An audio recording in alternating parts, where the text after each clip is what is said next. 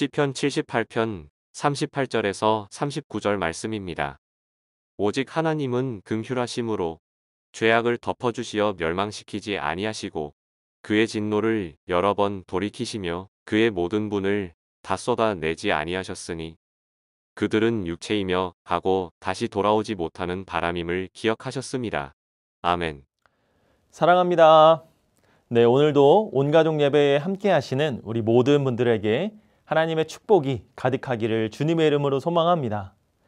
여러분, 지금 우리가 보고 있는 이 시편 78편의 제목은 아삽의 마스길이라고 합니다.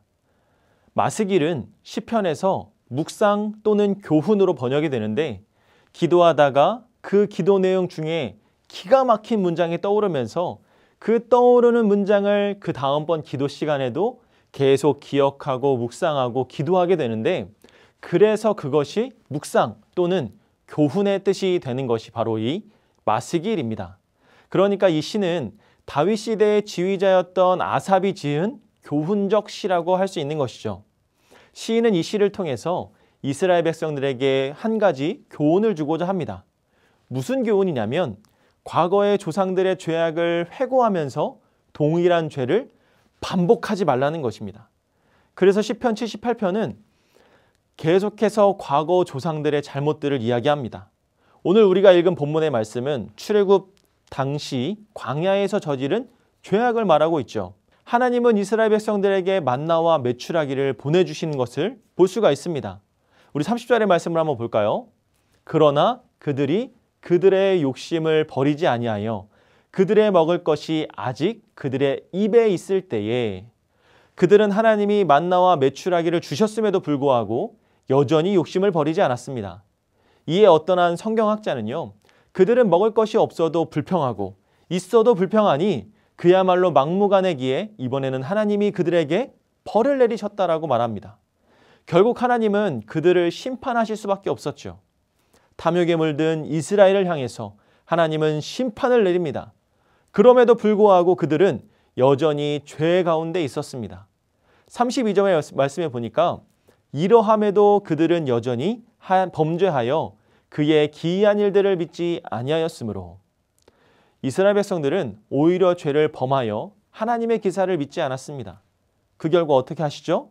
33절의 말씀에 보니까 하나님이 그들의 날들을 헛되이 보내게 하시며 그들의 햇수를 두려움으로 보내게 하셨도다. 하나님은 광야의 시간들을 허무함과 두려움으로 보내게 하셨습니다.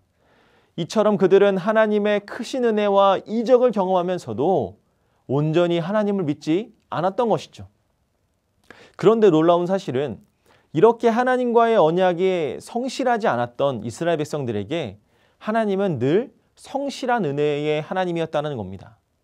오늘 본문의 말씀처럼 하나님께서는 거짓말을 만하며 죄를 범하는 이스라엘 백성들이 다시 오지 못하는 바람과 같은 인생이다라는 사실을 기억하시면서 진노를 돌이켜 그 긍휼하심으로 그들의 죄악을 사하시고 멸하지 않았습니다.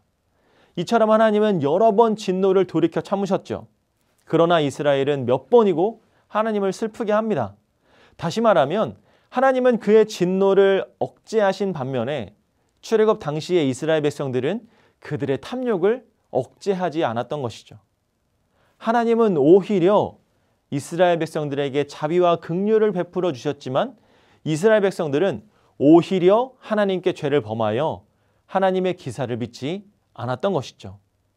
이스라엘 백성들은 하나님을 향하여 마음에 정함이 없었지만 하나님은 그의 백성인 이스라엘을 향하여 정함이 있는 마음으로 그들을 사랑해 주셨던 것이죠.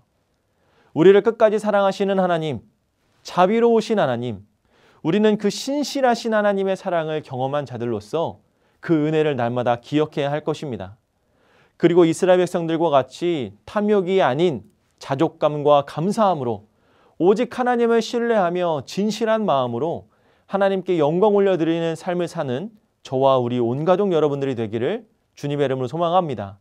이 어렵고 힘든 시기에 더욱더 주님만 붙들고 나아가는 우리 믿음의 자녀들 되기를 다시 한번 주님의 이름으로 간절히 축복합니다.